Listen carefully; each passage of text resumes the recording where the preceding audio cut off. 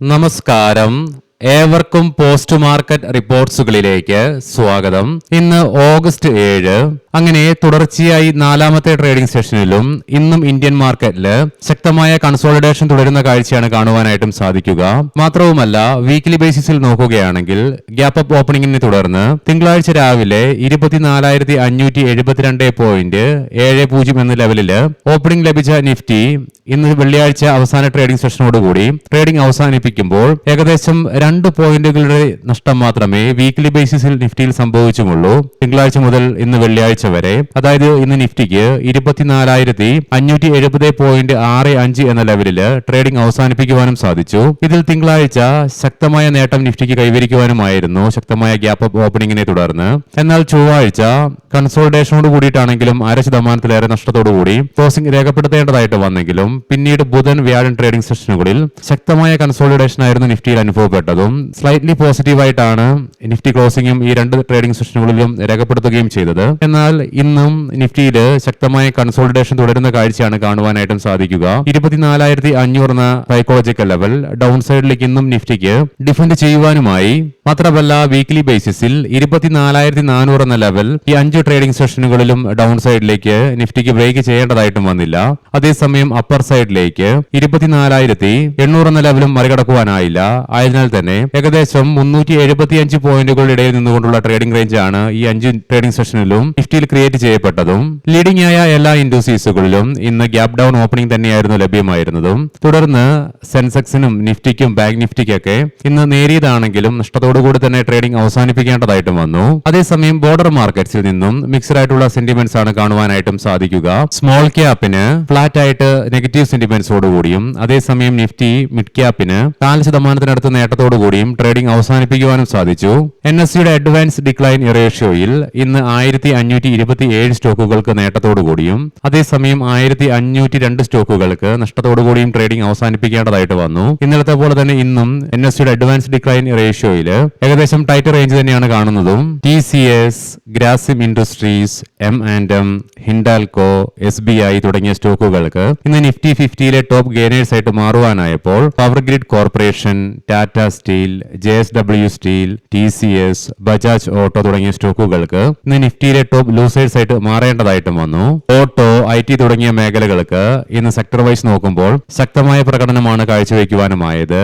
തുടർച്ചയായി ഒട്ടനവധി ട്രേഡിംഗ് സെഷനുകളിലെ നഷ്ടങ്ങൾക്ക് ശേഷം ഇന്ന് നിഫ്റ്റി ITക്ക് 1.46% നേട്ടത്തോടുകൂടിയും അതേസമയം ഓട്ടോ സെക്ടറിൽ നിന്ന് 1.83% നേട്ടത്തോടുകൂടിയും ട്രേഡിംഗ് അവസാനിപ്പിക്കുവാനുമായി. അതേസമയം കൺസ്യൂമർ ഡ്യൂറബിൾസ്, പ്രൈവറ്റ് ബാങ്ക് തുടങ്ങിയ മേഖലകൾക്ക് 1% ഇടിവ് നേരിടേണ്ടതായിട്ടും വന്നു.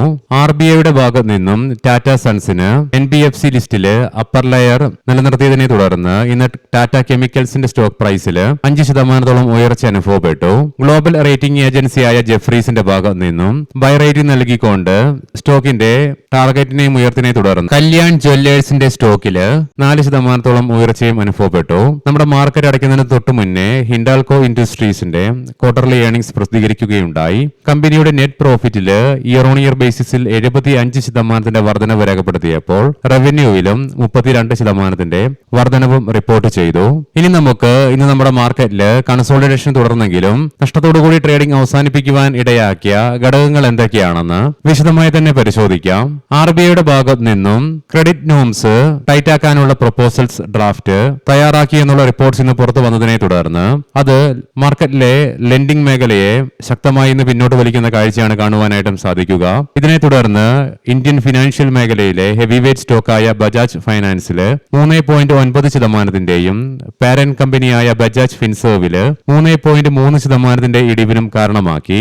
ഈ 2 സ്റ്റോക്കുകളുടെയും ഗണ്യമായ ഇടിവിനെ തുടർന്ന് ഇന്ന് ഫിൻനിഫ്റ്റിയില് ഏകദേശം 0.7% ഇടിവിനും ഈ 2 സ്റ്റോക്കുകളിലുണ്ടായ ഇടിവ് കാരണമാവുകയും ചെയ്തു. കൂടാതെ ഫിൻനിഫ്റ്റി ഇൻഡെക്സിലുള്ള 19 സ്റ്റോക്കുകളില് 15 സ്റ്റോക്കുകൾക്കും ഇന്ന് നഷ്ടത്തോടുകൂടി തന്നെ ട്രേഡിംഗ് അവസാനിപ്പിക്കേണ്ടതായിട്ടും വന്നു. ഈ റിപ്പോർട്ട് പുറത്തു വന്നതിനെ തുടർന്ന് ആകെ 4 സ്റ്റോക്കുകൾക്ക് മാത്രമേ ഇന്ന് നേരിയ നേട്ടത്തോടു കൂടിയിട്ടാണെങ്കിലും ഫിൻനിഫ്റ്റിയിൽ ക്ലോസിംഗ് രേഖപ്പെടുത്തുവാനായുള്ളൂ. അതായത് power finance corporation, SBI, REC തുടങ്ങിയ സ്റ്റോക്കുകൾക്കാണ് ഇന്ന് നേട്ടത്തോടുകൂടി ട്രേഡിംഗ് അവസാനിപ്പിക്കുവാനായത്.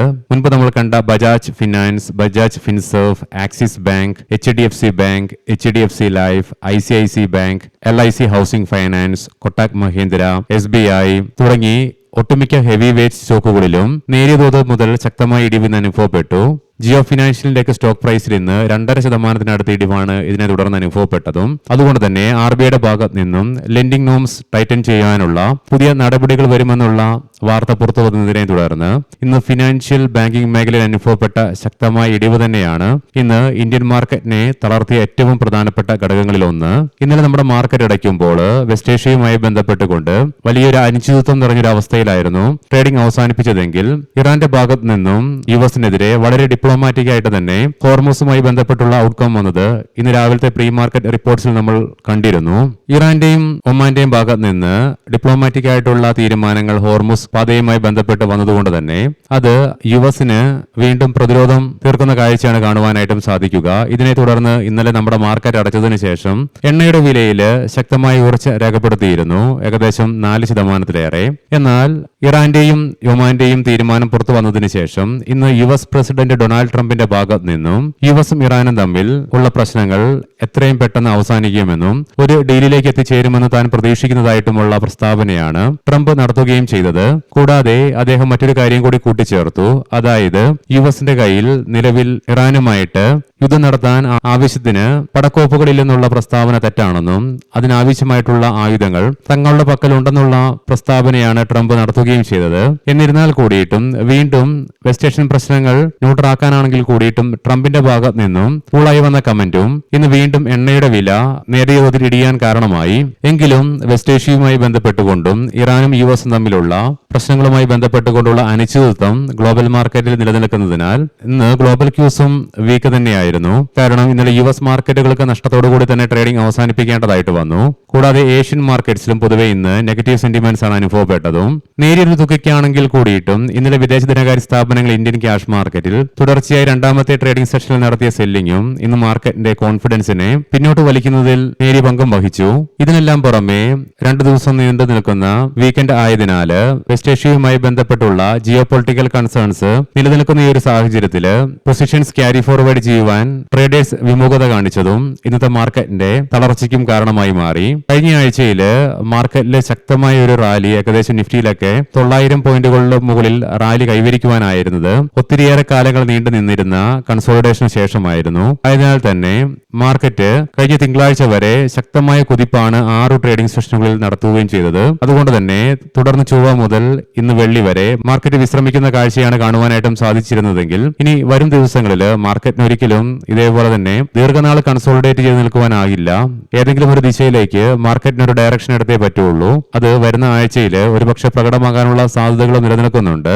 ഗ്ലോബൽ മാർക്കറ്റിലേക്ക് വന്നു കഴിയുമ്പോൾ യുഎസിലെ ഡോ ജോൺസ് ഫ്യൂച്ചർ ഫ്ലാറ്റ് ആയിട്ട് പോസിറ്റീവ് സെന്റിമെന്റ്സോട് കൂടിയിട്ടാണ് ട്രേഡിംഗ് നടത്തിക്കൊണ്ടിരിക്കുന്നത്. അതേസമയം 3 യൂറോപ്യൻ മാർക്കറ്റ്സിലും നേട്ടത്തിൽ തന്നെയാണ് ട്രേഡിംഗ് നടത്തിക്കൊണ്ടിരിക്കുന്നത്.